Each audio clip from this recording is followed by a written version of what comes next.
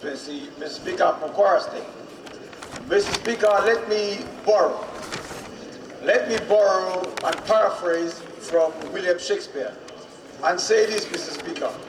Friends, Nigerians, countrymen, lend me your ears. I've come to bury the Speaker, not to praise him.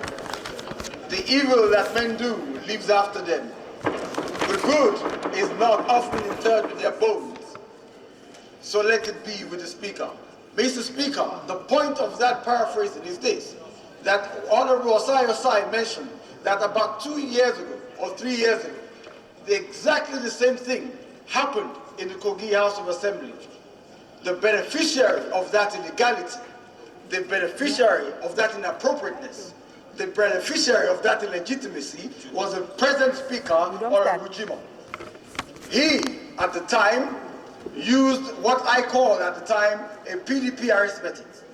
He sought to impeach, and indeed succeeded in impeaching, the then Speaker, Abdullahi Bello, by merely a minority of 11 votes to 13 votes. Mr. Speaker, what's even astounding was that there were no votes taken on the floor of the House of Kogi House of Assembly. Signatures were collected, some which were purportedly forged, and they amounted to 11. Nonetheless, they insisted that the Speaker was impeached.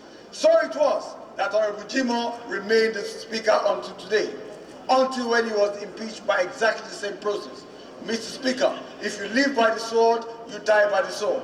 However, that is not to say that this House must not do what is right by justice, equity, and fairness. That is not to say that this House must not impose the constitutional requirement. That is not to say that this House should not rectify the situation.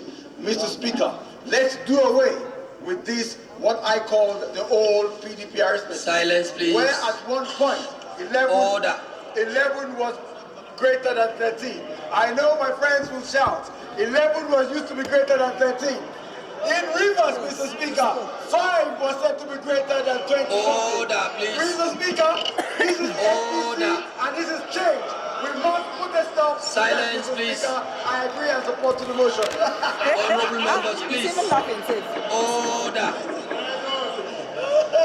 Honorable Sunday, Adepoju.